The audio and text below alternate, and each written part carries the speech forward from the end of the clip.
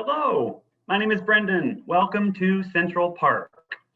The Central Park Conservancy is the nonprofit organization that takes care of Central Park year-round. And because we know that getting to Central Park is not an option for so many, we here at the Conservancy wanted to bring the park to you. So you can join us every Wednesday at 12:30 for a virtual lunchtime stroll. Today we're going to be walking around the hub of animal activity that is Turtle Pond. We're going to be together for about 15 minutes or so, and we began these weekly walks a few months ago to show people what the park looked like in real time. So all the photos that you're going to see today were taken in the last week by me. And before we get started, just a little bit of housekeeping. Maybe. There we go. Feel free to use the chat feature, as I know that so many of you already have. Hello to everyone from all over the world. We're so excited that you are here, are back with us. Hi, Grandma in Alabama. You can also use the Q&A feature to ask questions. I have two colleagues, Ryan and Ian, and they're on the back end, and so they're going to be answering questions as we go. And then I'll put up some polls, and you'll be invited to participate. You just click to vote, and then they'll go away. And then once everyone has voted, I'll share the results. All right, we're going to start with a map. So Turtle Pond is located in the middle of Central Park, middle south-ish. It's just south of the Great Lawn. And I'd actually love to know how many of you have been to this area of the park before, and also how many of you have joined us on a weekly walk before. So you're going to see the first poll pop up now. And once everyone has voted, we'll see who is with us. I think it popped up. Yes, there it is.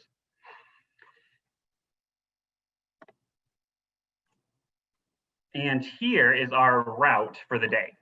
So we're going to enter on the west side. We're going to cross the drive, and then we're going to head up and then around Turtle Pond, ending right about by the Delacorte Theater.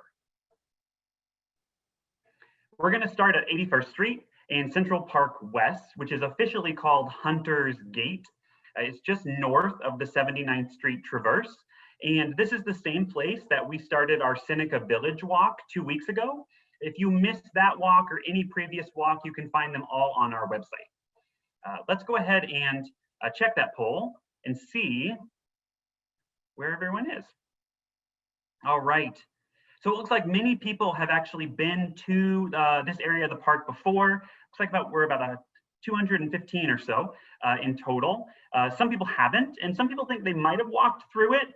Central Park is very big, and so oftentimes we might have seen what we didn't know that we saw. And we've got a lot of folks who have been to many of these weekly walks and a few for whom it's your first. So I'm very happy that you are here.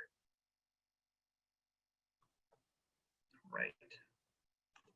So as we walk in, you're going to notice a few loaders and tractors over there on your right, and that is the 79th Street Yard. That's actually the main hub for the Conservancy's operations crew, and every day we're in the park trimming trees and mowing lawns and weeding and working to keep that park clean and green. Yesterday we had a tropical storm move in, so we do have a lot of branches down today, and so you can bet that the Central Park Conservancy is out there all across the park trying to get that cleaned up and make sure it's safe for everyone. And the night before I took these photos, we also had a tremendous rainstorm. And you can tell by the gray sky, the storm was sticking around a little bit. But I really love visiting the park after it rains, in part because it makes the bark of the trees wet.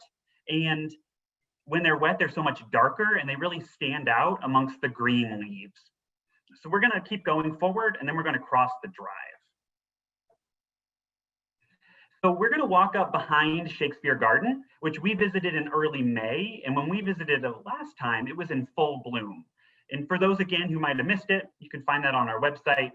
But just because it's not springtime doesn't mean that there's no color here. Although it's beautiful in spring, there's always a little secret in Shakespeare Garden. And here's the first one. You can't miss it. So as you're walking by, these kind of interestingly constructed orange flowers jump out at you. Lilium superbum is the official scientific name, but you might know these as Turks Cap Lilies. Supposedly the shape of them looks like a turban. And here's a close-up. They're pendant lilies, which mean they hang down. And they're sometimes confused with tiger lilies, but a tiger lily traditionally has way more spots. The second flower I want to show you is also hard to miss, and that's because it's massive. So here we've got dinner plate hibiscus, and I actually thought it was a swamp rose to begin with, but those are a little smaller. I wanted to put my hand next to this one for comparison, but it was way too far behind the fence for me to reach, and I didn't want to bother any of the plant life. But if I had, you would have seen that this flower is far bigger than my outstretched palm. Let's go ahead and move up the path. So we're walking toward Shakespeare Garden. Another reason that I like visiting the park after it rains is because the wooden rustic railings and rustic benches also get that dark brown color, which again makes that green really pop. I love this pathway. I keep saying that I love a lot about the park today. It's flanked by these green lawns on either side, and you can see the Belvedere, which is that gray stone structure that's peeking out behind those trees. And when I decided that we're going to walk around Turtle Pond today, I knew we had to come to the Belvedere. Two reasons. The first is that the Belvedere is incredible. When folks think about the Belvedere, they often think about the Belvedere Castle, which is the structure that's in front of us today. But the castle is just one aspect of a larger structure, which is called the Belvedere. So the Belvedere includes the castle, it includes the plaza, and it includes two wooden pavilions that are on either side of us that we can't see because they're out of the frame. The castle, actually the whole structure was completed in 1872, and it was built to be a lookout, to look out and take in the sweeping views of Central Park. And just last year, we finished a comprehensive 15-month restoration of this whole structure. And so the castle is now actually heated and cooled by geothermal. So it uses the core of the earth to keep a constant temperature all year round. The story of the Belvedere is fascinating, and we don't have time for it today. But we do have a ton of info on our website, and then we'll share a few tidbits in the follow-up email. But here's the second reason why I knew we had to come to the Belvedere. It's the view. Belvedere means beautiful view in Italian, and so it's an apt name considering what you see when you look over the edge of the plaza. That's actually Turtle Pond below us, and the green patch of grass across the way, that's the Great Lawn. You might think that this water body has been here since the park's origins in the 1860s, 1870s, because it looks very naturalistic. It looks like other water bodies that we have in Central Park. And if you thought that it was here from the beginning, you'd be half right. It was here, but it didn't look like this. Okay, I love a map. So here's a map from 1873. And you see that big square in the middle? That's the receiving reservoir for the Croton Aqueduct system. It was created in the 1840s before Central Park was created. Now, I want to go ahead and zoom in. There's the Belvedere, just this cute little castle sitting on the edge of this monstrous rectangle. It's high atop Vista Rock, and that's the second highest point in Central Park. And the water body below the Belvedere, it was obviously huge, and it was in no way, shape, or form a pond. So how did we go from this huge reservoir to this quaint pond? We got rid of the reservoir. So in 1937, they actually drained that reservoir. It had been decommissioned a few years earlier. And so the image you're looking at here from the New York Public Library, that's the Belvedere, post-reservoir, pre-Turtle Pond. Again, the reservoir was decommissioned in 1931, drained and filled in. The majority of that became the Great Lawn, and a small portion of it was kept for a water body that was originally called Belvedere Lake. And it became Turtle Pond in 1987. And that was when the Conservancy started a restoration of the project, a restoration of the area, the landscape, that would last well into the 1990s. I love this image. I think it's the coolest. Okay, here's our map again. So we entered, we've walked across and up past Shakespeare Garden. We hit the Belvedere. We're gonna descend Vista Rock now. We're gonna wrap around the back of the Belvedere, and then we're gonna walk along the south side of Turtle Pond, and we're gonna see some of those namesake turtles. And out of curiosity, I'm wondering if any of you have or have ever had a turtle. I have not had a turtle. Okay, let's keep going.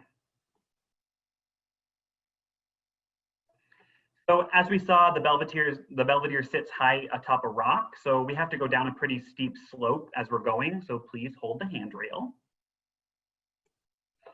And as we get to the eastern edge of Turtle Pond, we're greeted by two things. One of them is a patch of black-eyed Susans, and they're this really cheerful summer bloom. They stick around well into the fall. And the second is the equestrian statue that you might be able to see in the back on the right. It's a little blurry because it's not in focus, so we'll get closer. This is King Yagaewo. He's raising two swords above his head, and although those swords they blend into the branches of the tree, so they might be hard to spot, he's a Polish king, or was a Polish king, back in the 15th century. And this statue actually sat outside of the Polish Pavilion at the 1939 World's Fair, which was here in New York. Now, because of the onset of World War II, all the stuff at the Polish Pavilion couldn't go back to Poland. And so what we get is a statue that is homeless. And in 1945, found his home here in Central Park. It's a really cool statue, but it's kind of funny because this is a really fierce warrior and he's hanging out directly across a pond full of turtles. This is what he's looking at every single day. This little plaza, it's really the perfect place to watch for turtles, and here's why. If you look at the stonework in front of us, at first glance, it looks a little bit like a random assortment of odd shapes, but that's a head. You probably can see my cursor right here. That's a shell. And there's a tiny tail in the back. There's this very cool kind of mosaic of a turtle that's worked into this stone plaza. It also has legs, but I didn't take photos of that. So before we actually see the turtles, let's see. All right, so the vast majority of us have never had a turtle actually, that's not true. The majority of us has never had a turtle as a pet, but a lot of people actually have had them in the past. And then there's a few, all 6 of you, who have one right now. I was a hamster kid myself. All right, we'll get rid of this. And there they are. So this rock outcropping is a pretty happening place, and it usually has a bunch of different creatures on it, sort of like an animal Coney Island. And if you look at those black dots in the water, those are tiny turtle heads. We have 5 different species of turtles that live within Central Park. We have snapping turtles, painted turtles, cooters, red-eared sliders, and then actually diamondback terrapins. The overwhelming majority of these are red-eared sliders. And they're an invasive species, and they found their way into the park as abandoned pets, and we don't sanction that. So please don't abandon your pet in the park or anywhere. I wanted to show you, because although the red-eared sliders are invasive, they are quite cute, and they're really an iconic Central Park resident. So here's a little video of the party.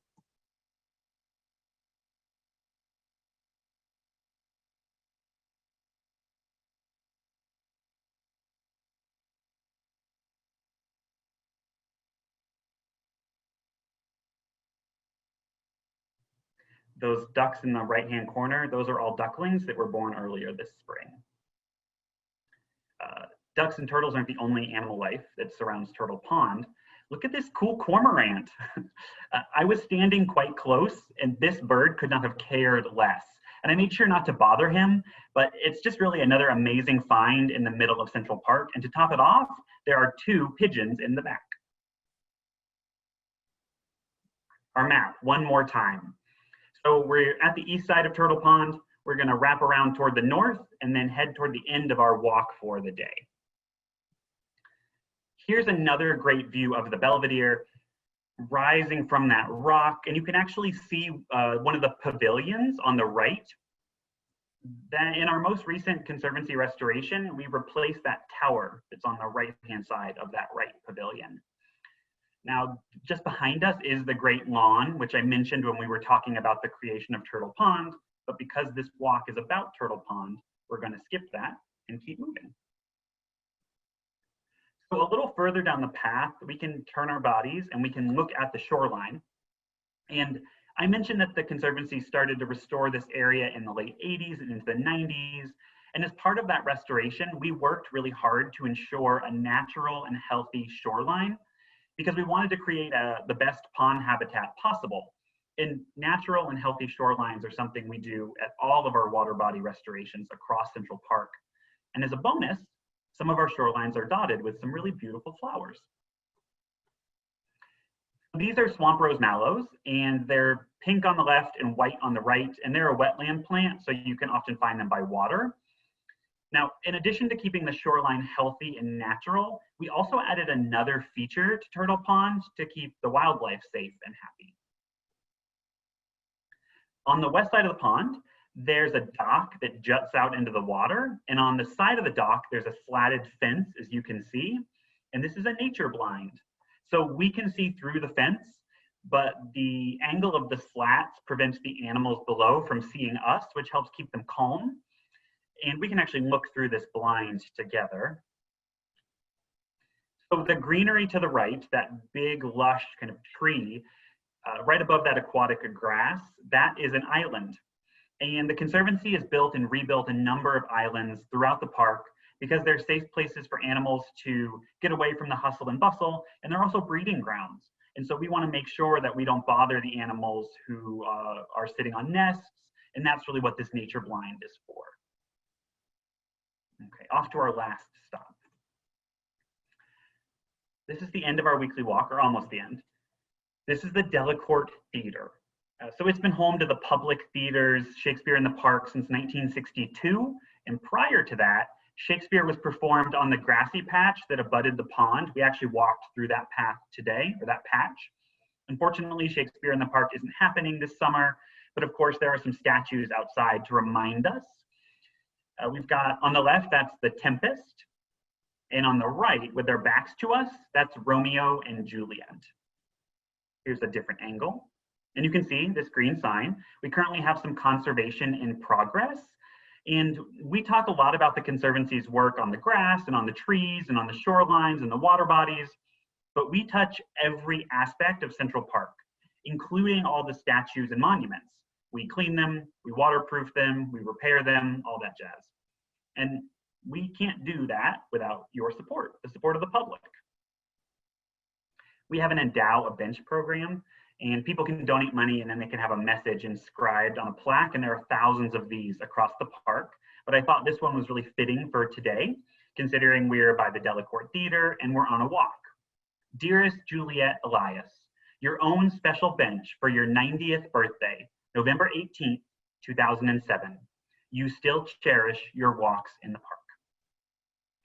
Now, I was actually planning on ending this walk with a quote from Shakespeare about turtles, but I could only find one, and it was a little bawdy, so I've got a quote from a different literary genius, Dr. Seuss.